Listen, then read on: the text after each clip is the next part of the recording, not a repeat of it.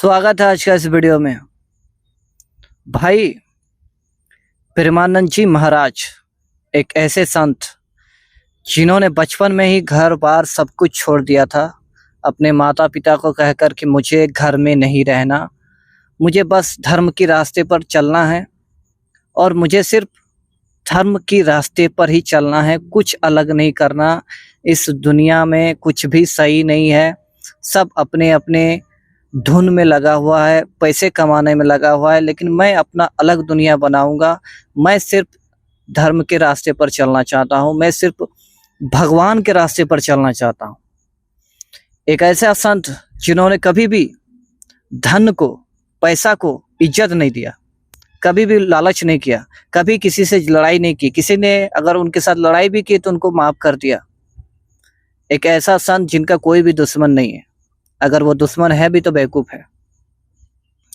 एक ऐसा संत जिन्होंने हजारों लाखों युवाओं को हस्तमैथुन जैसी बीमारियों से मुक्ति कराया। ऐसे बहुत सी बीमारी है जिनसे युवाओं को उन्होंने ही छुड़वाया है कहीं ना कहीं से। आप उनके वीडियोस लगातार आप देख सकते हो। बहुत से युवा लड़के आते हैं और वो कहते हैं कि मैं आपके वीडियोस देखकर ही अपने आप को बदल पाया, अपने आप को सुधार पाया, अपने आप को समझ पाया। फिर ये जो कुछ लोग हैं हमारे समाज में, हमारे देश में, ये प्रेमानंद जी महाराज को गलत क्यों बोलते हैं, मुझे ये चीज़ समझ में नहीं आता। हाँ, प्रेमानंद जी की महाराज की एक दो बातें हमें भी समझ में नहीं आती, और सबसे बड़ी बात ये है कि भाई शत्रु में भी भगवान देखो। ये बड़ा कठिन काम है, शत्रु में भगवान देखना। सोचो यार, छोटी बातों पर जिससे झगड़ा हो जाती है उसका शकल देखने का मन नहीं करता, और एक दुश्मन में भगवान देखना ये असंभव सा कार्य है। ये सिर्फ प्रेमानंद जी महाराज ही कर सकते हैं, ये बहुत बड़ी बात हो जाती है।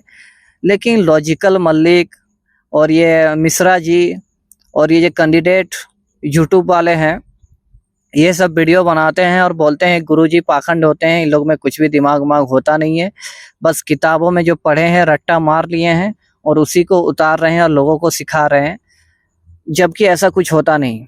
अच्छा, इन लोगों का ये भी कहना है कि लिविंग रिलेशनशिप बहुत बढ़िया है। लिविंग रिलेशनशिप बहुत बढ़िया है। कैसे बढ़िया है बताओ? इस लिविंग रिलेशनशिप में बहुत सारे लड़के लड़कियों को धोखा दे के छोड़ के चल जाता है। कोई ऐसे होते हैं जो माँ बनाकर भी छोड़ चला जाता है। लड़कियां खुद पर कंट्रोल नहीं रख पाती, उनके साथ अलग अलग संबंध बना लेती है और बाद में खुद पछताती रहती है। तो भाई इसके तो बहुत सारे नेगेटिव पॉइंट आ रहे हैं, वो सब चीज़ें तो तुमने बताया ही नहीं। तुमने डायरेक्ट बोल दिया अरेंज मैरिज खराब है और ये सब रिलेशनशिप एक रूम में रहना ये बहुत अच्छी चीज़ है। कैसे तुम लोगों ने बता दिया? तुम लोग इसका खामियां क्यों नहीं बताया? मुझे तो इसमें अच्छे चीज से ज्यादा तो खामियां नजर आता है भाई। लॉजिकल मल्लिक, हालांकि लॉजिकल मल्लिक ने कहा था कि नहीं कहा था मुझे नहीं पता, लेकिन मेघना और ये मिश्रा जी और ये जितने भी सागर पीके, ये लोग बहुत सपोर्ट करते हैं लिविंग रिलेशनशिप को। लिविंग रिलेशनशिप कहीं से भी अच्छा नहीं है मेरे हिसाब से, कहीं से भी अच्छा नहीं है। अरे भाई अलग रहो, जरूरी नहीं है एक रूम लेकर ही रहना है। मान लो जैसे बॉयफ्रेंड बनाते हो वैसे बॉयफ्रेंड बना लो।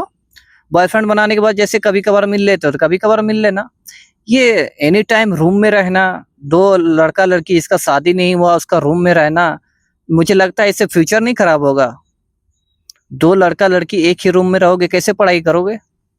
कैसे पढ़ाई करोगे? कैसे फ्यूचर के बारे में सोचोगे? कैसे ये पॉसिबल है? एक लड़का लड़की अलग रूम में रह के कुछ भी बड़ा चीज हासिल कर सकता है? नहीं कर सकता। सबसे बड़ा डिमेरिट पॉइंट तो यही आता है लिविंग रिलेशनशिप का। तो फिर तुमने कैसे इस चीज को सही बोल दिया? लिविंग रिलेशनशिप बहुत बढ़िया है, आज के जमाने में ये होना चाहिए, विदेशों में भी होता है, इंडिया में भी होना चाहिए। इससे लड़कों में लड़का लड़की एक दूसरे को अच्छे से समझ पाते हैं, घंटा समझ पाते हैं। कहाँ से समझ पाते हैं? मुझे तो नहीं लगता समझ पाते। अगर लिविंग, भाई हीरो हीरोइन का क्यों ब्रेकअप होता है? वहां भी ब्रेकअप होता है, लिविंग रिलेशनशिप में भी ब्रेकअप होता है, और अरेंज मैरिज में भी रिश्ते खराब होती है। सब रिश्ते में, सारे रिश्ते में रिश्ते खराब होते हैं। हाँ, अरेंज मैरिज में थोड़ा मुश्किल होता है रिश्ते टूटना, लेकिन लिविंग रिलेशनशिप में रहकर भी तो शादी होने के बाद भी तो रिश्ते टूट रहे हैं। इससे अच्छा अरेंज मैरिज ही कर लो, अपने परिवार का खुशी ही देख लो, इससे तो बढ़िया है। कम से कम लिविंग रिलेशनशिप में रहने के बाद भी अगर शादी होने के बाद भी तुम्हारे रिश्ते टूट ही रहे हैं तो क्या फायदा इस रिश्ते का? इस रिश्ते का तो कोई फायदा ही नहीं है। तो मुझे ये लिविंग रिलेशनशिप तो कहीं से भी अच्छा नहीं लगता यार, कहीं से भी बेटर नहीं है। ये तुम लोग लाख कह लो कि 2025 आ गया है, अपडेट जमाना है, नए चीजों को लागू करो, कुछ भी बोल लो मिश्रा जी, आप तो शादी ही नहीं करना चाहते। आपको तो बातें अलग है। लॉजिकल मलिक भी शादी नहीं करना चाहता, मेघना भी शादी नहीं करना चाहता, लेकिन इनको सबको शादी करवाना जरूर है। खुद शादी नहीं करेंगे, दूसरों को शादी करवाने में लगे हुए हैं। परमानंद जी महाराज के बारे में एक ही बात बोलूंगा, बहुत अच्छे संत हैं और सही बातें करते हैं। एक दो बातें जरूर गलत करते हैं, जैसे ये शत्रु में भगवान देखना, ये मुझे भी अच्छा नहीं लगता। किसी के अंदर इतनी कैपेसिटी नहीं है जो शत्रु में भगवान देख ले। खुद राम भगवान ने भी जब रावण को उड़ा दिया, कहाँ उन्होंने भगवान देखा उसमें? कहाँ उन्होंने उनको सुधारने की कोशिश की? भाई शत्रु को छोड़ना नहीं है। तो अब इंडियन का ही देख लो भाई, इतने सारे नियम कानून क्यों बनाए गए हैं कि शत्रु को फांसी देना है? तो मैं उसमें भगवान क्यों देखूं? जब उसको फांसी ही देना है तो भगवान क्यों देखूं? ये थोड़ा लॉजिक मुझे समझ में नहीं आता। हाँ, एक दो बातें उनकी बहुत अच्छी रहती है, जैसे सुबह में जगना, रनिंग करना, अच्छे से रहना, पराये स्त्री को ना देखना, ये सब बातें बहुत अच्छी और सही बताते हैं। क्या जरूरत है 1 से 2 गर्लफ्रेंड बनाने की? जानते हो कि कितनों भी गर्लफ्रेंड बना लो, एक दिन छूटना ही छूटना है। कितनों भी शादी कर लो, परफेक्ट जोड़ी नहीं मिलेगी। ये बात गुरुजी को अच्छे से पता है। वो फिर भी बोलते हैं अगर तुम्हारा मन नहीं मानता तो फिर कर लो शादी, बना लो बॉयफ्रेंड, तुम्हारा मर्जी है। वो थोप थोड़ी रहे हैं तुम पर, थोपते नहीं है कोई भी बात। अगर किसी को मीट मछली खाने का शौक है तो खाओ भाई, गुरुजी को कोई प्रॉब्लम नहीं है। तुम लोग जबरदस्ती बातें क्यों करते हो? अगर तुम लोग को प्रोटीन अंडा खाना ही है, मीट खाना ही है तो खाओ ना, बेशक खाओ, गुरुजी को कोई तकलीफ नहीं है। मैं गुरुजी का कोई बहुत बड़ा भक्त नहीं हूँ, लेकिन हाँ उनकी बातें अच्छी लगती है, तो इसका मतलब ये नहीं कि इस दुनिया में भगवान नहीं है। अगर ये भगवान नहीं है तो मुझे एक बात बताओ, जब मैं कोई बॉलीवुड के गाने सुनता हूँ तो सुनने में ठीक लगता है, लेकिन जब मैं कोई भक्ति गाना सुनता हूँ तो मुझे सुकून क्यों मिलता है? मुझे अच्छा क्यों लगता है?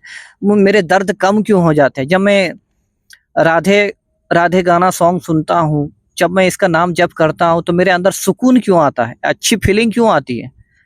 इस नाम में क्या ऐसे पावर है? मैं अगर किसी अदर लोगों का नाम लूं, अब मैं दिन रात लॉजिकल मलिक नाम नाम लूं, मैं दिन रात नाम जप करूं, तो क्या मुझे सुकून मिलेगा? वो आखिर राधा नाम में ही सुकून क्यों मिलता है? कुछ तो है इसमें, कुछ तो है कि इस नाम में इतनी सुकून मिलती है। वृंदावन में क्या ऐसा है कि वहां जाकर सुकून मिलता है?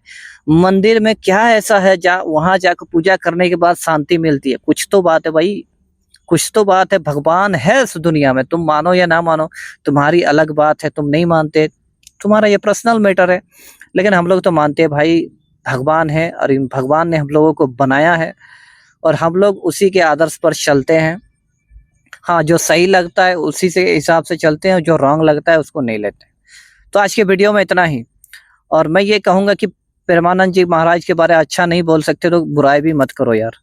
हाँ, उनकी जो बातें आपको गलत लगती है वो बोल सकते हो, लेकिन एकदम पूरी तरह नकार देना, एक आदमी जिन्होंने बचपन से एक ही धर्म मार्ग में जुड़ा है, एक ही चीज किया है, अगर कुछ तो बात है उसमें, कुछ तो आप लोग थोड़ा तो लॉजिक लगा सकते हो उसमें। बाकी आज के वीडियो में इतना ही, मिलेंगे नेक्स्ट वीडियो में। इसी तरह वीडियो आप लोग के लिए लगातार लाता रहूंगा। चैनल को सब्सक्राइब कर लो यार। चलो तुम्हारी मर्जी। जय हिंद।